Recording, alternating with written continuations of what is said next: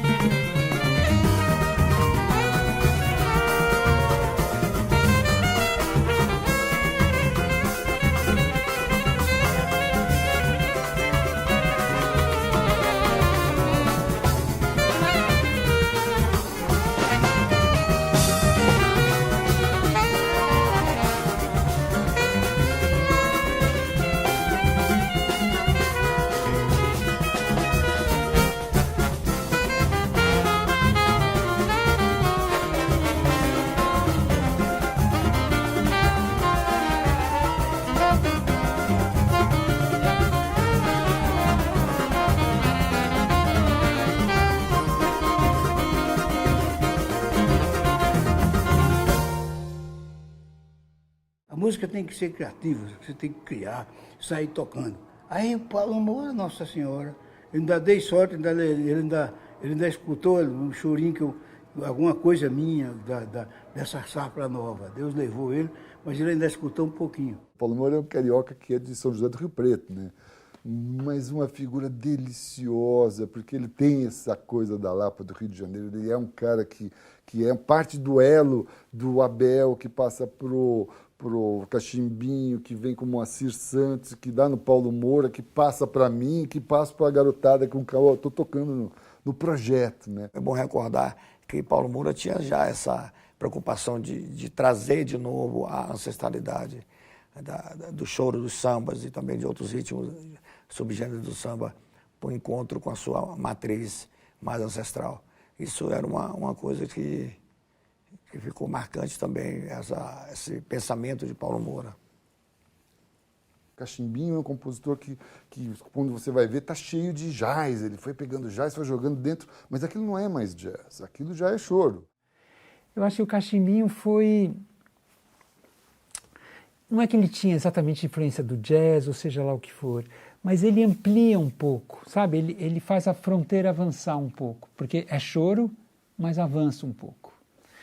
E isso por uma particularidade, uma forma de compor, uma visão pessoal daquela música. Mas eu acho que o Cachimbinho tinha isso, sabe? E é um convite a tocar a música dele também de formas mais ampliadas, sabe?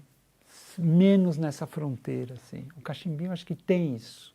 E incrível que sem deixar de ser claramente choro, puramente choro. E a gente exportou isso. Acho que a gente, de certa forma, também colocou esse assunto na pauta de muitos outros músicos, de muitas outras culturas. Um músico muito especial, Cachimbinho, assim. Tudo que ele fez me atrai, assim, e atrai a muitas pessoas, não só a mim.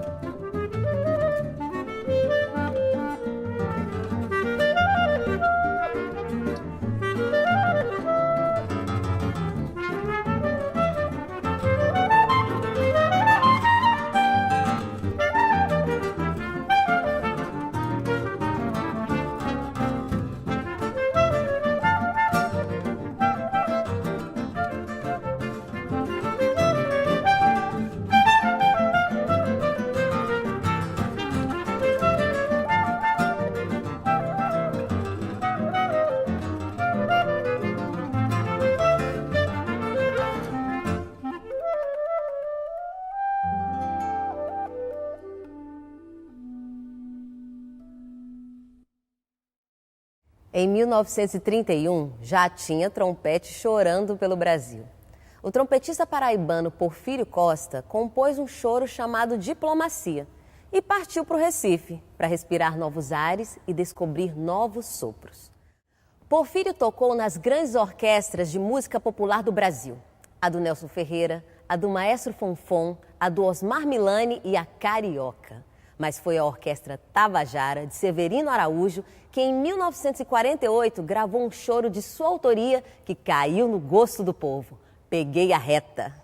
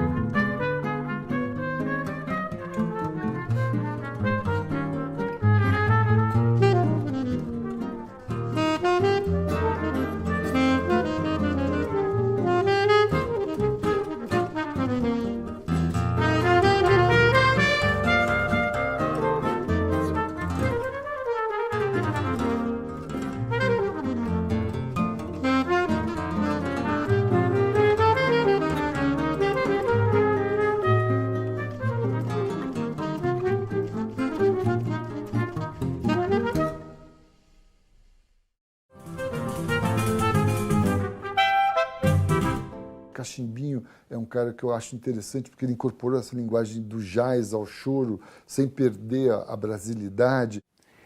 Eu acho que a música do Cachimbinho, ela dialoga com as músicas da época, sabe? Sonoroso.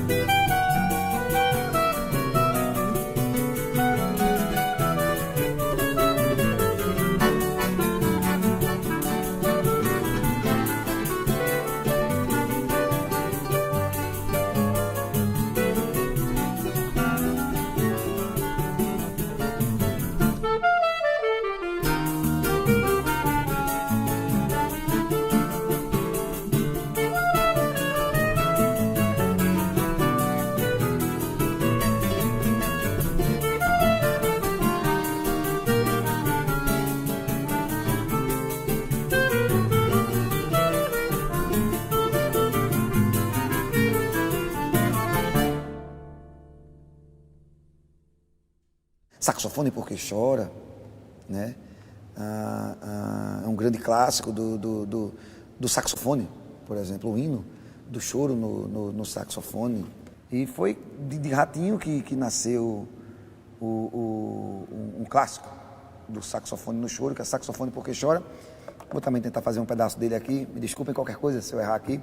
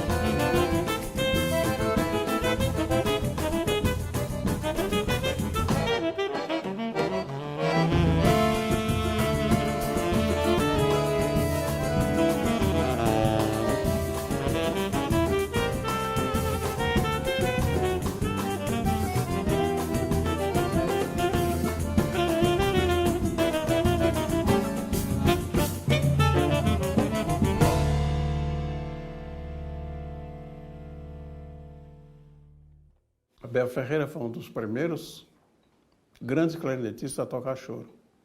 Assim como Luiz Americano e outros, mas era um chorão inveterado, choro de chorão mesmo. O Abel é um dos pais dessa linguagem do clarinete brasileiro, de achar um jeito de tocar. É um autodidata, é um cara que buscou um jeito dele de tocar. E como todo autodidata, ele acha caminhos que não são os caminhos normais, né?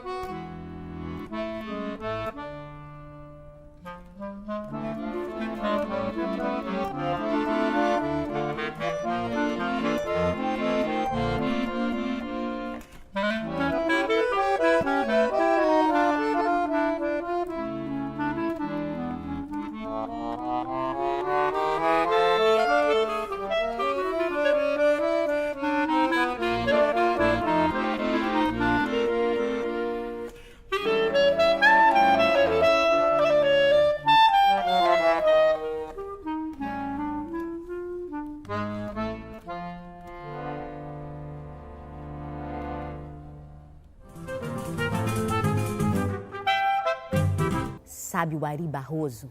Ele mesmo, o autor de Aquarela do Brasil.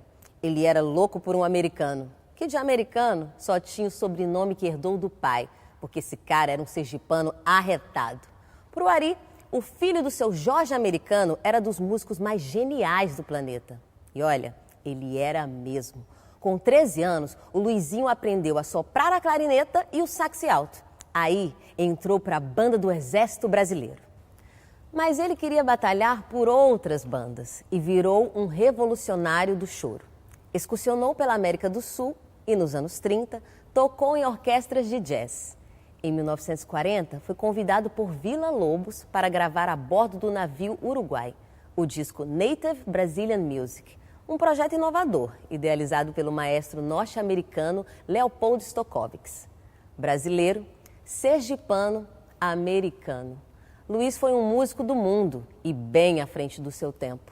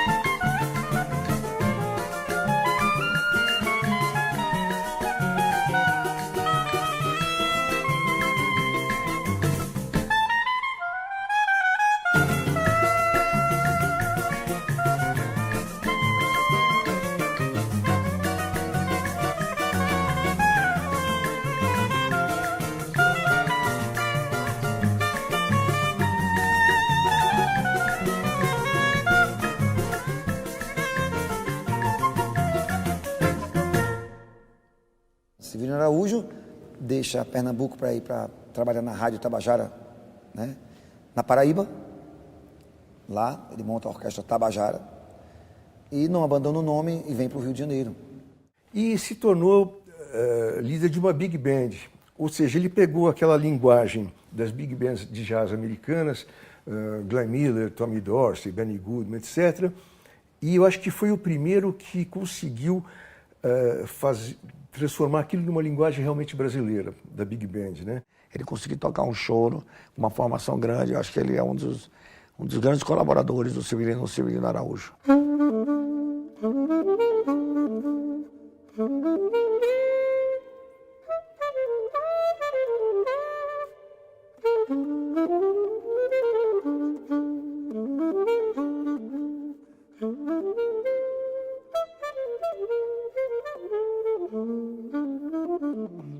Chorinho pra você, Severino Araújo. É um choro maravilhoso, né?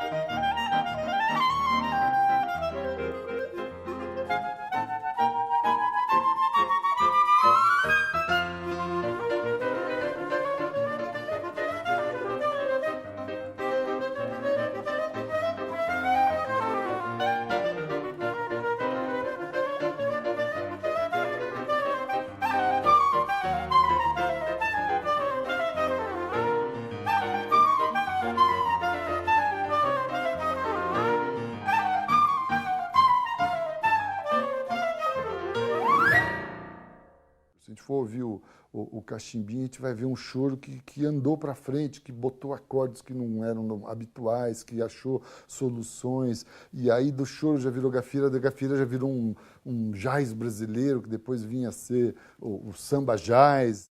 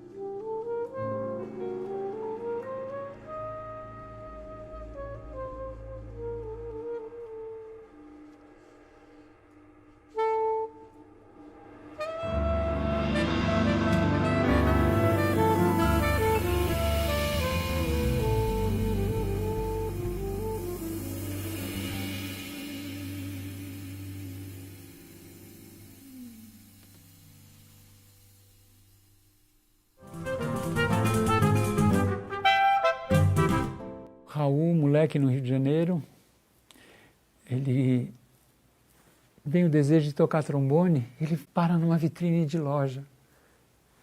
Uma vez, aí outra vez, e outra vez, até que chega o dono da loja e fala para ele, ele devia ter uns 15 anos, fala assim, o que você está fazendo aqui? O que você está querendo? Ele fala, moço, eu queria muito experimentar um trombone. Eu queria experimentar. Aí o cara fala, tá bom. Ele vai, experimenta, e me parece que o cara dá o trombone para ele. E aí surge o Raul de Barros. Não é lindo? Às vezes você tem que dar a coisa certa para a pessoa certa. Escuta essa do trombonista Raul de Barros. Ele tinha prometido tocar uma música especialmente composta para o casamento de um amigo. Mas se esqueceu. No dia do casório, o sujeito ligou e perguntou se ele já estava chegando. Raul disfarçou do jeito que pôde e perguntou: onde é mesmo o casamento? O noivo, desesperado com o atraso, grita: é na Glória, na Glória! Raul terminou a ligação, pegou um táxi e, no caminho, compôs um dos clássicos do nosso choro. Reza a lenda que entre uma parte e outra da música, o taxista perguntava onde é a igreja e Raul, sem tirar a boca do trombone, falava: na Glória, na Glória. A história se propagou e a expressão pegou. O importante é que Raul tocou, o noivo chorou e a canção literalmente atingiu a glória.